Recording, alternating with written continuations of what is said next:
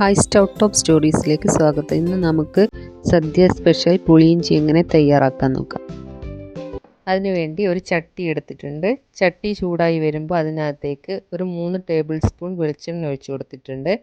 അതിലേക്ക് 1 ടീസ്പൂൺ കടുക് ഇട്ട് കൊടുത്ത് ഒരു 4-5 വറ്റൽമുളക് ചെറുതായി അരിഞ്ഞതും 3 പച്ചമുളകും ഇട്ട് കൊടുത്തിട്ടുണ്ട്. അതൊന്ന് വഴറ്റിയതിന് ശേഷം അതിനകത്തേക്ക് 1 കപ്പ് ഇഞ്ചി ചെറുതായി അരിഞ്ഞത് ചേർത്ത് കൊടുത്ത് നന്നായി ഒന്ന് വഴറ്റിയെടുക്കുക. ഒരു ഗോൾഡൻ ബ്രൗൺ കളർ ആകുന്നത് വരെ ഒന്ന് വഴറ്റിയെടുക്കണം. ആ ഇഞ്ചിയൊക്കെ നല്ല രീതിയിൽ ഒന്ന് മൊരിഞ്ഞു വരണം.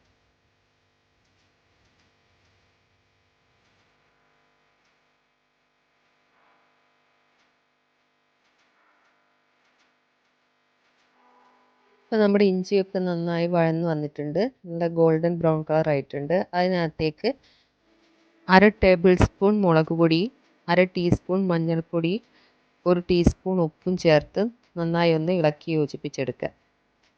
നല്ല രീതിയിൽ തന്നെ ഒന്ന് മിക്സ് ചെയ്തെടുക്കുക. ഇനി അതിനകത്തേക്ക് പുളിവെള്ളം ഒഴിച്ചു കൊടുക്കുക. ഇത് പുളി പിഴിഞ്ഞ വെള്ളമാണ്, അത് ഒഴിച്ചു കൊടുക്കുക. ഇനി ഇതൊന്ന് നല്ല രീതിയിൽ വറ്റിച്ചെടുക്കണം. ഇപ്പോൾ നമ്മുടെ പുളിവെള്ളമൊക്കെ നന്നായിട്ടൊന്ന് തിളച്ച് തുടങ്ങിയിട്ടുണ്ട്. ഇനി അതിനകത്തേക്ക് ഒരു 1/2 ടീസ്പൂൺ കൂടെ ഉപ്പ് ചേർത്ത് കൊടുത്തിട്ടുണ്ട്. ഉപ്പ് കുറവായിരുന്നു, അതുകൊണ്ടാണ് 1/2 ടീസ്പൂൺ കൂടെ ഉപ്പ് ചേർത്ത് കൊടുത്തത്. ഇപ്പോൾ പുളിവെള്ളമൊക്കെ ഒന്ന് കുറുകി തുടങ്ങിയിട്ടുണ്ട്.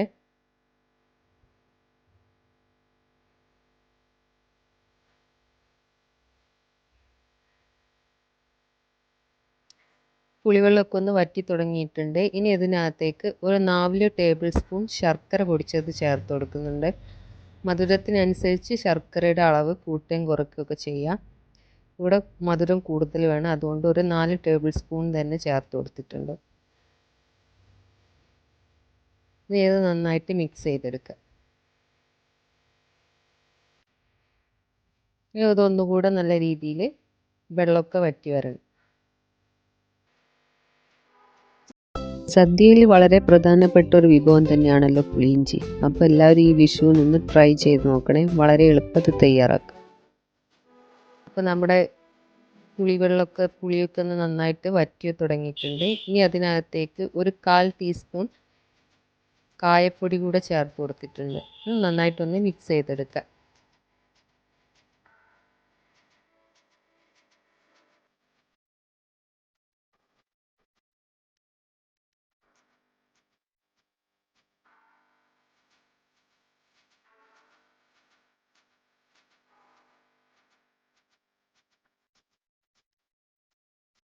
ഇപ്പോൾ നമ്മുടെ പുളിയിഞ്ചി റെഡി ആയിട്ടുണ്ട്.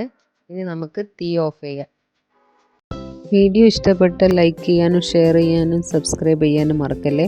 ഇതുപോലെ പുതിയ വീഡിയോസായി വീണ്ടും കാണാം. അതുവരേക്കും ബൈ.